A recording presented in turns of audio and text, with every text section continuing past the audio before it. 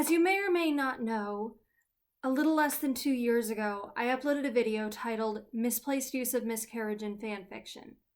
At the time, I thought it was an appropriate way for me to discuss certain critiques and certain thoughts that I had regarding the use of such themes in certain fanfictions in certain fan bases. I have since removed the video because I decided, looking back, that was not an appropriate way to handle it. Although I tried to be as mindful of my wording and as open-minded and as gentle as I could, I ultimately realized that most fanfiction writers are amateurs. And when you're writing fanfiction, you're mainly writing it for yourself and not necessarily a target audience or any specific focus group. So even though I would have preferred that certain themes not be used in certain fan fictions, writers are allowed to use them if they want, and that's something that I should respect. So after having some more time to properly sort through my own personal issues, I've decided that for the season of Lent, I will talk about my personal struggles with secondhand trauma in hopes of helping anyone else, in hopes of reaching out to anyone else who may be going through a similar struggle or who may be struggling in some other way, so that you'll know how to deal with your own problems and hopefully find hope even in difficult times.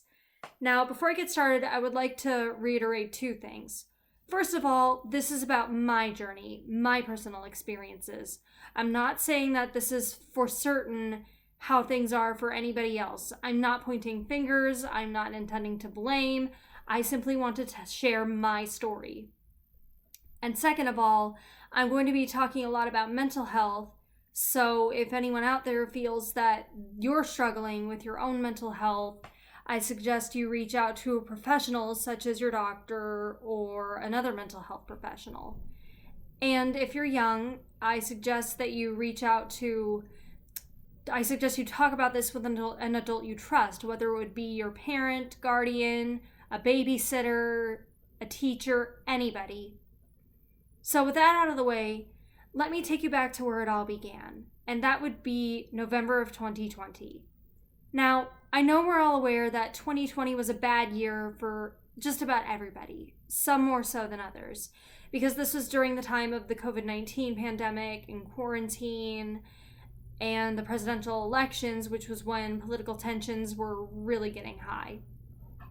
For me, what made this especially difficult was the fact that this was the final semester of my senior year of college, which meant that I had to fulfill my practicum, which, for those of you who don't know, and I reckon many of you may be unaware of that term, it's somewhat like an unpaid internship, except you're doing it for a grade for school as a class requirement.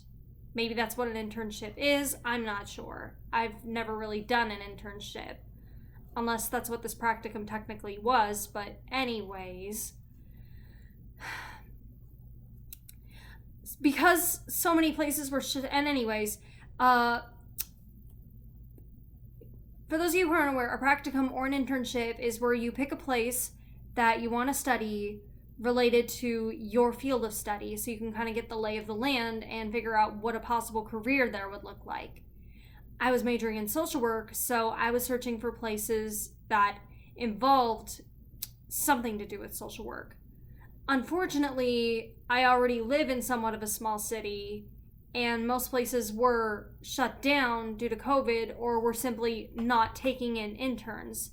So I didn't really have much of a choice, and I ended up going with one organization that I knew was reliable and would get me some experience, but it mostly involved working with almost exclusively with adults, and I primarily wanted to work with children. I won't be naming the organization or any names in order to protect the privacy of those involved. So even though it wasn't my first choice, for the most part, it was great. I got to learn a bunch of new skills. I met a lot of very nice people, and it was a great way for me to just learn new things, and I even made a few changes to the food pantry. But little did I know, something would come my way that would send me hurtling towards rock bottom. And like I said, that was in November. Specifically, it was on a Sunday night in November, early November. My mom mentioned that she was going up to church to light a candle for a friend of hers who had recently lost a child. And that reminded me of a prayer request email I had found in my inbox. So I opened it up, and that's when I realized the email was for the baby daughter of one of the female employees who had unfortunately died before birth. And this wasn't just any female employee. This particular one I actually felt a really close bond with because she was particularly very nice and very patient and very welcoming toward me. Even though I was experienced and didn't know what to do at first, she bared with me patiently and kindly throughout all of it. And as such, since I knew about her pregnancy from the start, I wanted to do something nice for her, so a few months back, I bought a present for her and for her baby, and I even made a card of myself out of watercolors. But unfortunately, there would be no baby, at least not on Earth. And immediately, honestly, how do I even describe how it made me feel? I could say it was like being shot through the heart, or like falling in a pit, or like my entire world faded to black, but even those wouldn't be enough to describe the utter despair and hopelessness and grief and sadness and anger that I felt in that moment. It was bad, really bad. Like, I could hardly sleep that night, and I didn't even feel like working on any of my creative works in my journal, since most of them involved topics related to pregnancy and childbirth, because those are some of my special interests, as strange as that may sound. So, as such, I felt it would be inappropriate in light of what had recently happened, even though I never had any intent on sharing them with this person directly. And, as I mentioned, this was the night before one of my classes, so I had a lot of trouble paying attention in class the next day because the bad feelings that I had from the event just kept looming over me like this shadow. And as such, my mind was focused on there, even though physically I was in the classroom. So, at the end of class, I had my meeting with the teacher because the professor would always want to meet with us every week so that we could discuss how much progress we were making in our internships and what we were learning and just anything that was on our minds. So I told her about what had happened, and thankfully she was very, very sweet and very understanding toward me. She told me how hard it must have been for this employee involved, and she offered to set up an appointment with the school counselors, the school therapist for me, but I declined only because I was already making plans with another therapist. So for a while after that, things, at least I thought things got better. I finished up my internship. I finished up my practicum, did my final presentation, finished the class, and even though my official graduation ceremony wasn't until May, I had technically graduated in December. My practicum ended in November and I graduated in December because we had to do things a little bit differently because of the COVID-19 pandemic. But anyways, for a while I was able to put all of that behind me. At least I thought I was, Then things got bad again around winter of 2021 when I was scrolling, and it was already a bad time. That was also a bad time in my life because I was undergoing quite a lot of stress at my job as a teacher's assistant at a school I used to go to. And let's just say I didn't exactly see eye to eye with one of the teachers there. So I thought that I would blow off some steam by looking for some Hadestown fan art on Tumblr.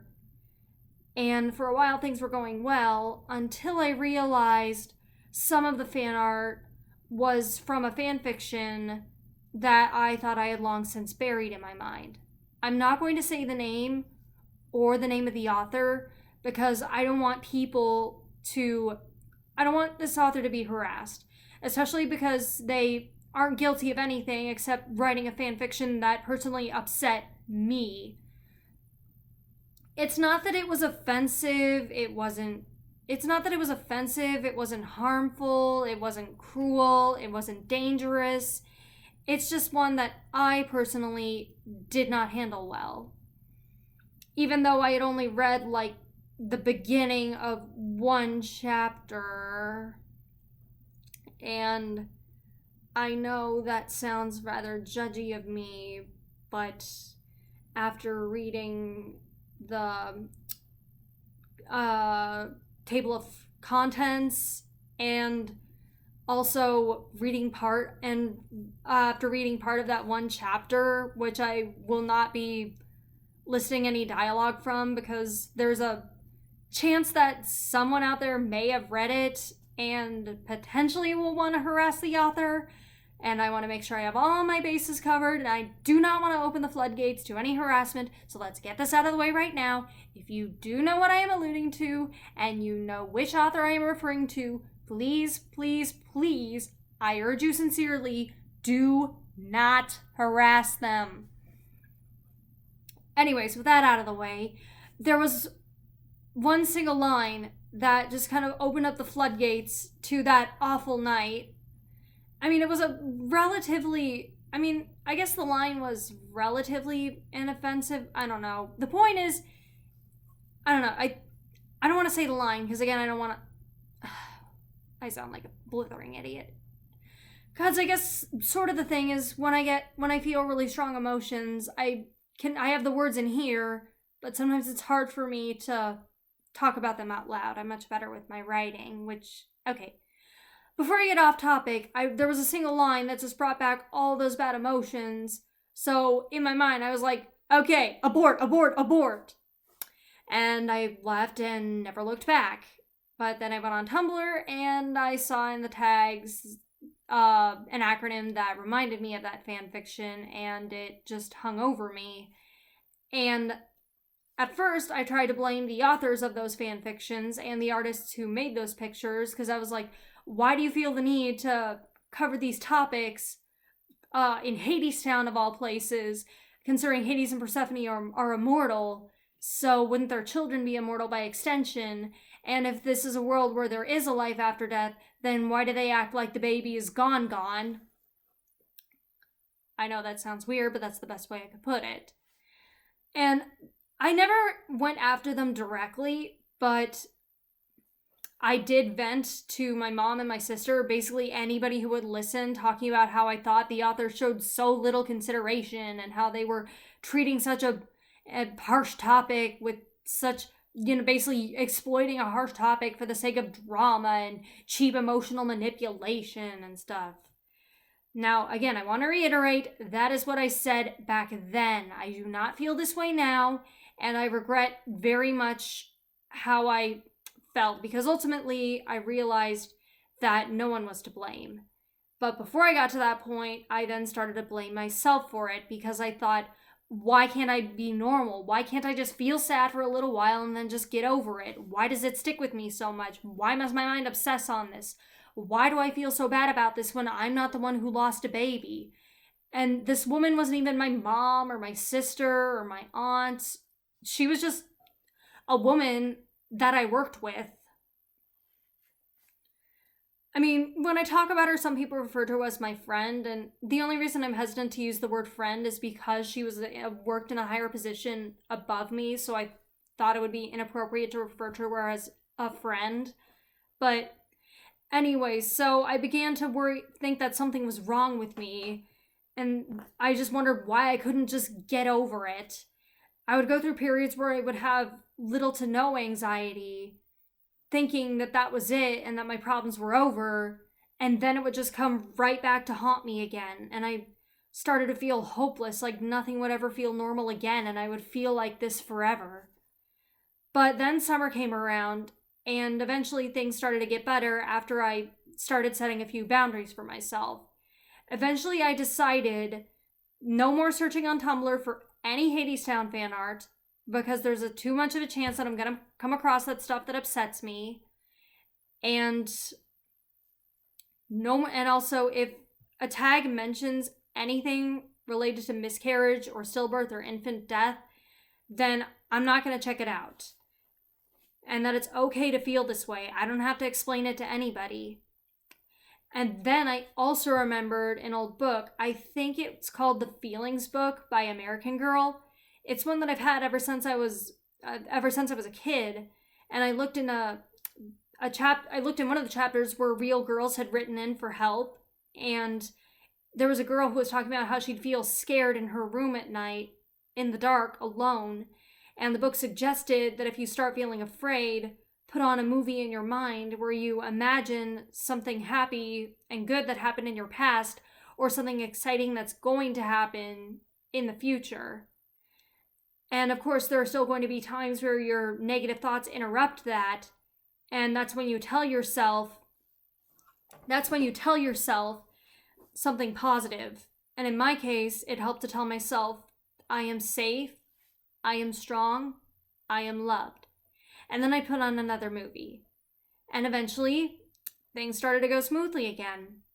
I stopped worrying about the Hadestown fanfictions, at least other people's Hadestown fanfictions, and I focused on my own, because I have my own ideas of what I want for Orpheus and Eurydice and for Hades and Persephone, and that's really what matters. Other people have their ideas, and I have my own. And I also remembered a line from Abbott Elementary said by one of the characters, Gregory. I'm not going to explain the context because that would make this video way too long, and it's already getting long enough as it is. But basically he said it shouldn't be weird to not like something popular. So I thought to myself, okay, other people can like this fan fiction. I personally can't handle it, so nothing is wrong with me if I can't handle it. It's an unpopular opinion, but that's okay. Opinions are opinions. So for a while after that, things were going great. I mean, I had my ups and downs, but I was more or less in control. But just when I thought that was over, it was all over, something came along and brought all of those bad feelings back again. And if you saw my previous video, you will know exactly what I am talking about. I am talking about The Chosen. And like I said, it started out on a great note. It was a really interesting way to show the life of Jesus and his apostles in a way that wasn't preachy or sanctimonious or boring. It was a really refreshing way of doing so. It made them appear so much more human. And then season 3 came along, specifically episode 4. No, it was episode 5. Episode 4 was bad, but I told myself, okay, that's just a dud. Every show has one. Maybe the next episode will be better. It was not. And again, it started out okay. We fired up the episode and it opened up with a disclaimer saying that it contained a scene that was for adults only. And I was kind of like, this is new. Don't quite know what to make of this. But you know what? I am an adult, so I'm just gonna see where this goes. I'm just gonna go along with it. See where this goes. Boy, do I regret that, because where it went was, at least in my eyes, a rather graphic scene of Simon's wife Eden having a miscarriage. And what's ironic is Simon and Eden had been talking about having kids of their own for quite a while, and I was already on edge about this because of what had happened to my mentor, as I had established. And at one point, I even said out loud, please don't let this end badly. And it did.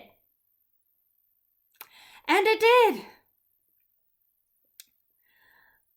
And I kid you not, that was one of the few times in my life that I actually dropped the F-bomb.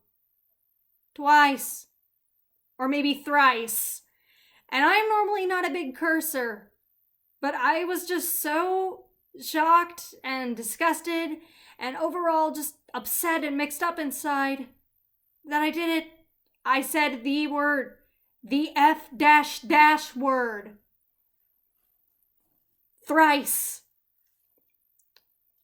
And again, the rest of the episode was not much better, which I will not go in detail with, because I just sat through the rest of the episode hoping that someone, somewhere, would actually give this girl some comfort, because my heart just ached for poor Eden.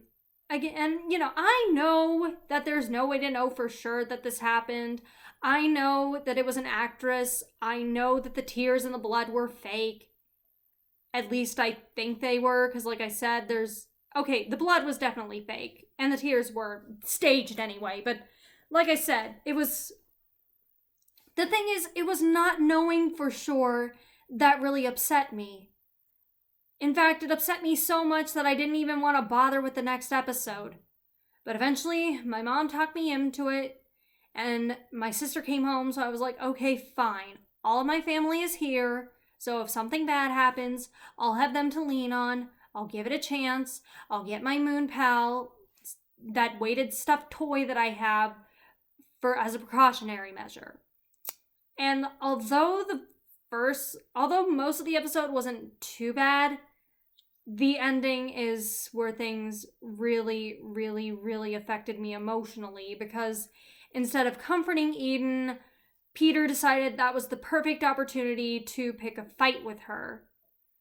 And then I especially started struggling, not only because my heart ached for Eden, because I just felt so sad for her and just so scared, knowing that she suffered all of this physical and emotional pain and sadness and grief and fear all alone.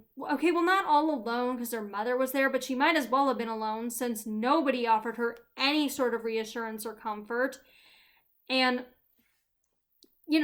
when she finally told Simon about it and how his response was less than comforting or reassuring, and when she told him that she didn't tell him that she was pregnant or that she'd had a miscarriage was because she didn't want to bother Jesus.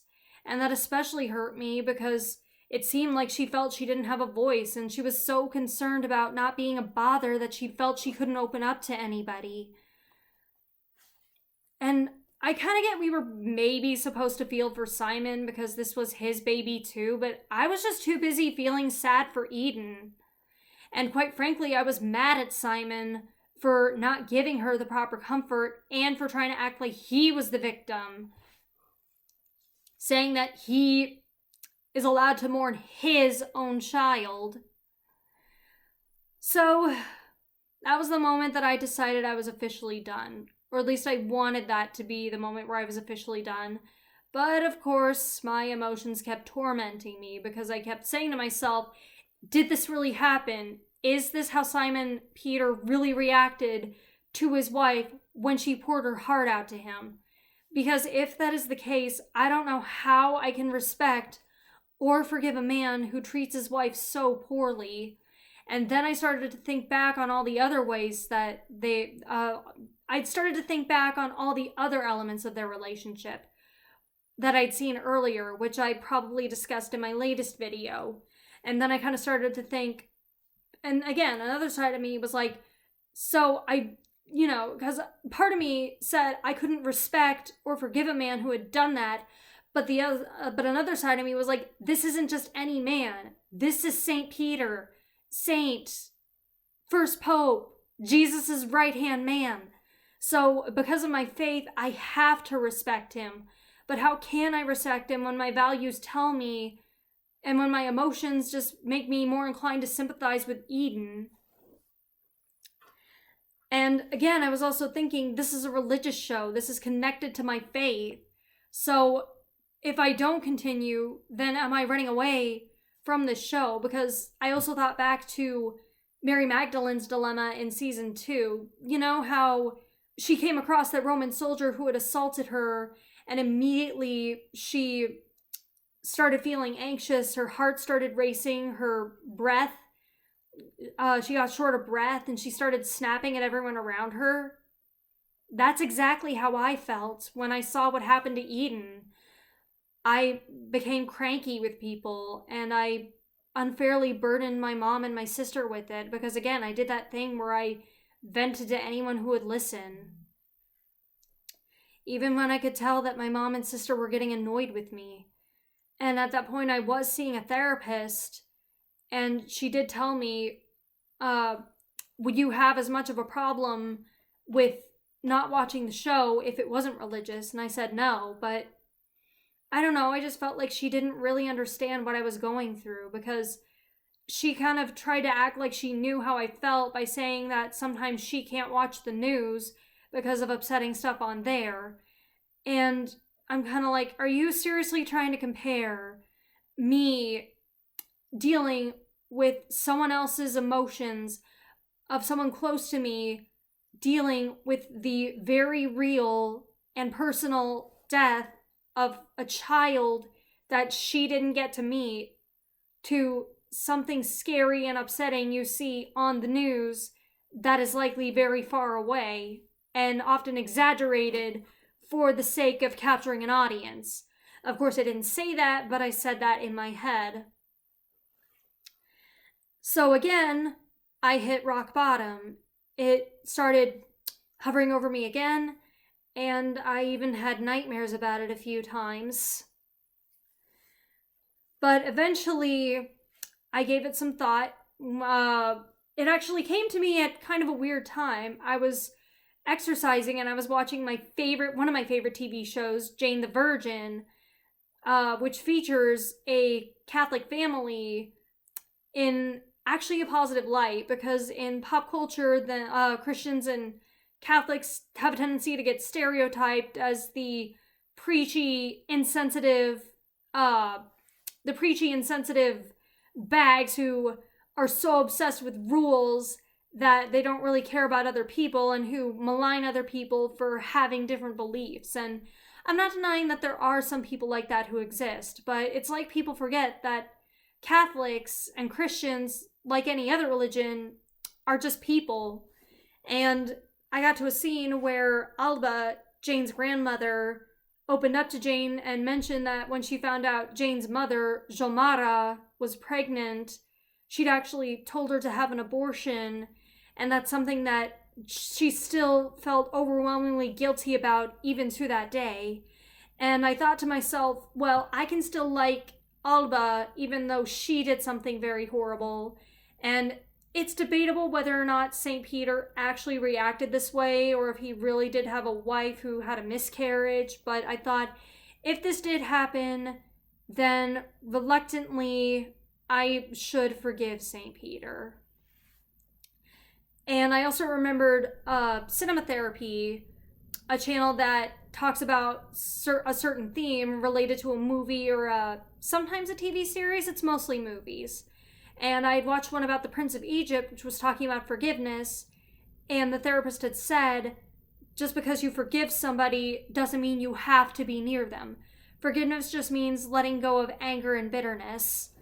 So eventually I decided I couldn't continue watching the latest. I couldn't finish watching the rest of season 3 of The Chosen, because even though I forgave St. Peter, I just couldn't escape how much fear and stress and sadness that situation between him and Eden brought me.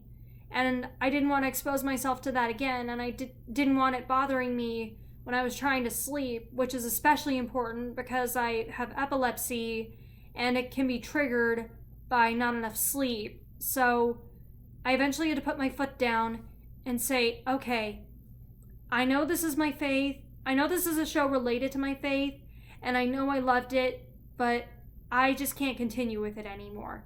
And I'm not saying that no one else can. If you can continue with it, if you want to give it another chance, please do. I'm all for that. I'm just saying I unfortunately don't feel the same way. And it took a little while for me to really feel comfortable with my decision. But ultimately I decided I had to remind myself that although this is a religious show, it's still a show meant to entertain people. I mean, not just entertain them, it's obviously meant to serve some sort of a message and be inspiring in some way. It's meant to it's meant to talk about the Catholic faith or just Christianity in general in a way that people are more inclined to listen rather than a simple gospel reading or preaching or a sermon.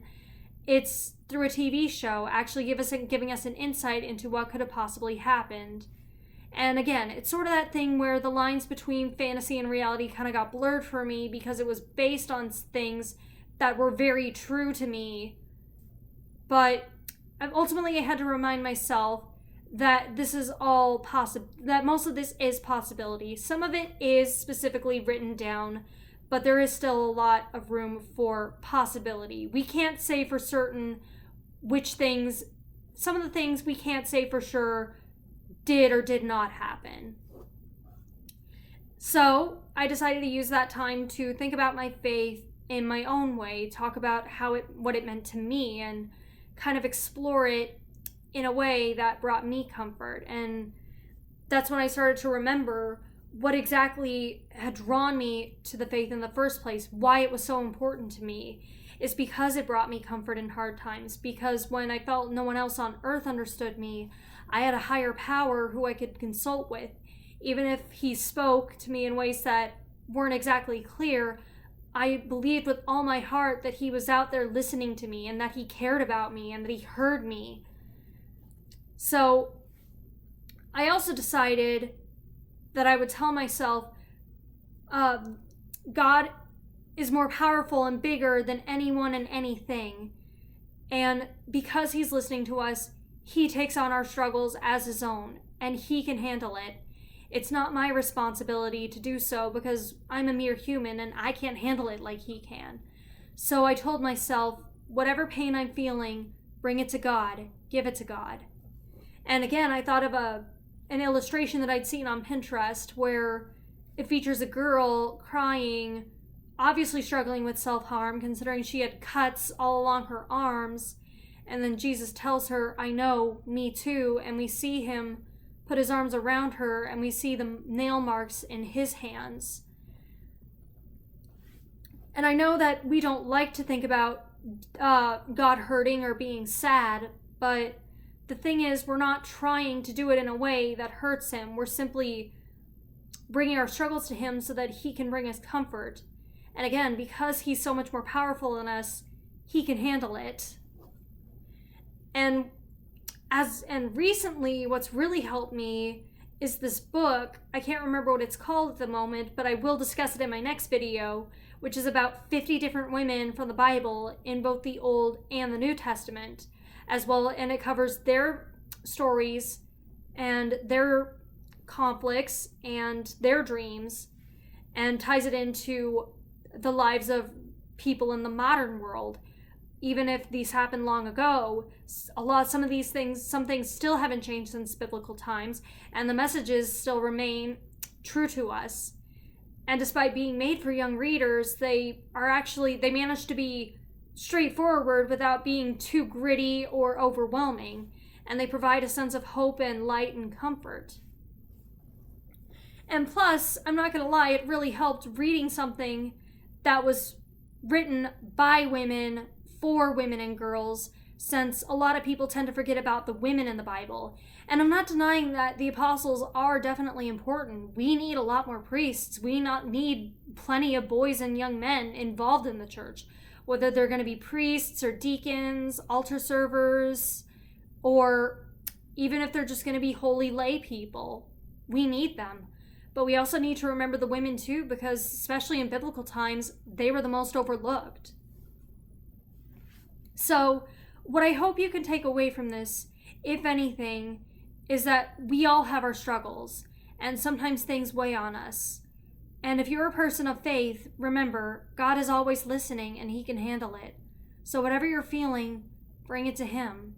And also remember, even if it seems impossible, not to worry. And heck, even if you try not to, it's still going to happen. Just know that what you're feeling is okay. And remind yourself, that fear response comes from your brain trying to alert you of any danger. So just kindly remind yourself, thank you for the message, but I'm not in any real danger. And tell yourself anything that helps. For me, it helps to say, give it to God. And I say that over and over again to myself until it rings true for me and until the feeling passes. So that's my story. And feel free to share your own down in the comments or in a video of your own. And all I have to say is, God bless you and happy Lent, or blessed Lent.